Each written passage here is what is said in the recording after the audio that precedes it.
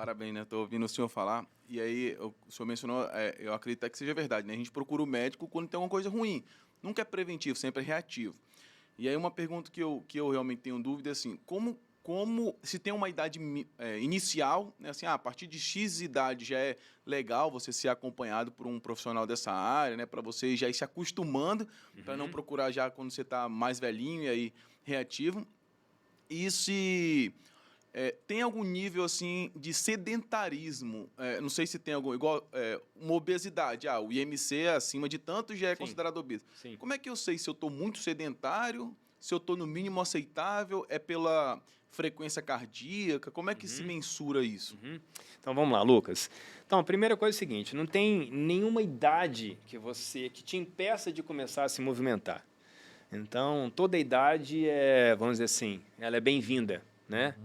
É melhor em qualquer idade você começar a fazer alguma coisa do que não, né? Eu costumo dizer que é, qualquer coisa que você faça é melhor que nada, né? Então, se você não está adaptado a fazer nada, qualquer coisa que você faça, uma caminhada, um ficar em pé, pegar um objeto, a atividade básica diária já gera uma adaptação. Então, não tem uma idade mínima. É claro que quanto mais cedo a pessoa começa, desde a infância, né, maior a capacidade de adaptação e mais ele adquire. Porque à medida que você começa a ter uma regularidade na infância, chega por volta dos seus 14 até os 18 anos de idade, onde você tem aquela grande transformação do seu corpo, se você mantém essa prática nessa idade, dependendo do tipo de estímulo, você gera uma adaptação induzida pelo exercício, cardíaca, pulmonar, metabólica, muscular, articular, neural, que você mantém ela para o resto da vida. Por mais que mais adiante da sua vida você não tenha agenda, que você interrompa a sequência de treinamento. Mas se algum dia você puder voltar, o que a gente vai perceber? Essa pessoa, em metade do tempo, ela consegue obter um resultado quando se compara com alguém que nunca teve essa memória muscular, essa memória de contato, né, do processo adaptativo do exercício. Então, portanto, qualquer idade é válida. Então, qualquer idade a pessoa pode ter um benefício. Cabe uma ressalva que nós, inexoravelmente, começamos a envelhecer a partir dos 24 anos. A partir de 24 anos de idade, inexoravelmente, todos nós começamos a fazer uma contagem regressiva, começamos a ter um processo de deterioração. No entanto, os 40 anos é um período simbólico. Na medicina, hoje, ele é chamado de envelhecência. Como tem a adolescência, a gente tem a envelhecência. Então, a partir dos 40 anos de idade, começa a declinar um pouco mais. Então, o segredo é você se preparar para quando chegar nessa idade, né, inexoravelmente você vai começar a ter um declínio, você vai amortizar essas perdas. Né? Por quê? Porque com o passar do tempo, você vai tornar uma pessoa mais interessante, adquirir mais conhecimento, né? Uma pessoa mais sábia.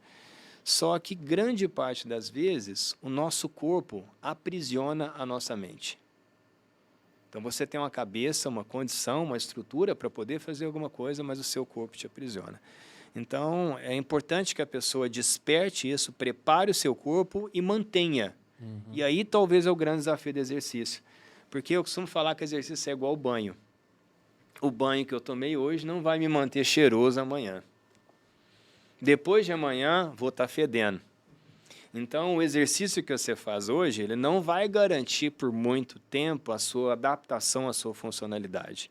Então, é importante você entender que o processo é longo, constante, sempre, porque nós nascemos para nos movimentar. Então, a gente tem que organizar as nossas agendas para poder realmente fazer um movimento.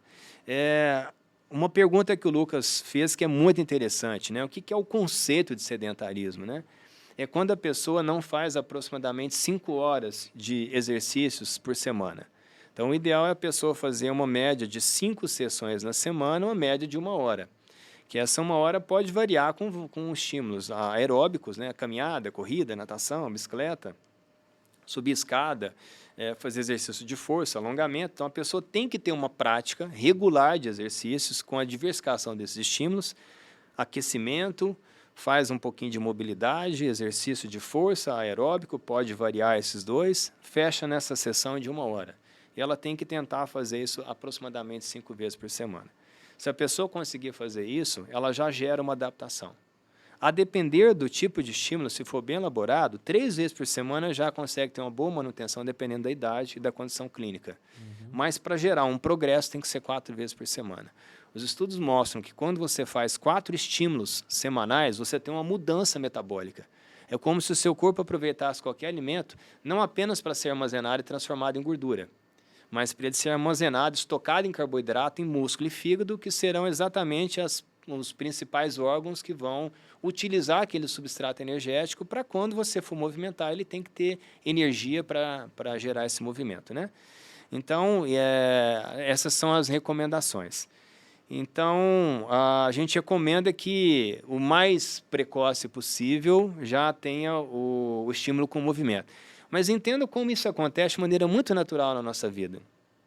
Qual é o exercício físico da criança, do bebê?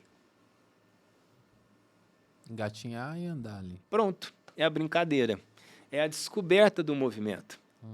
Tanto é que hoje, quando nós chamamos de treino funcional, é quando você tem o que a gente chama de padrão motor fundamental.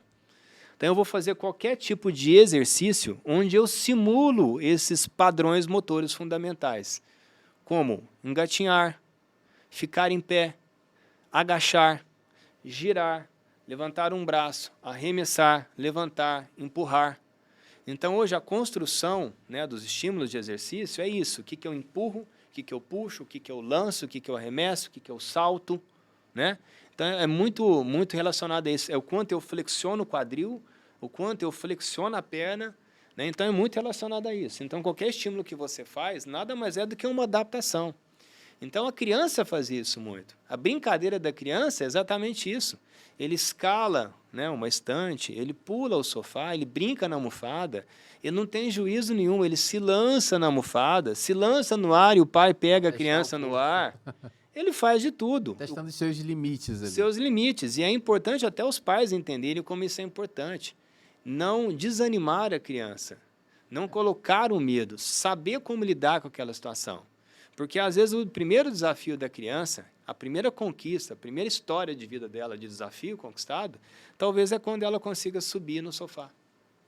Talvez é quando ela consiga ficar em pé, quando ela engatinha, quando ela senta sem apoio no tórax, quando ela levanta a cabecinha e pega alguma coisa, põe na boca, quando ela dá os primeiros passos, quando ela começa a fazer alguma coisa, ela percebe a reação que ela está inteirando naquela linguagem, naquela comunicação.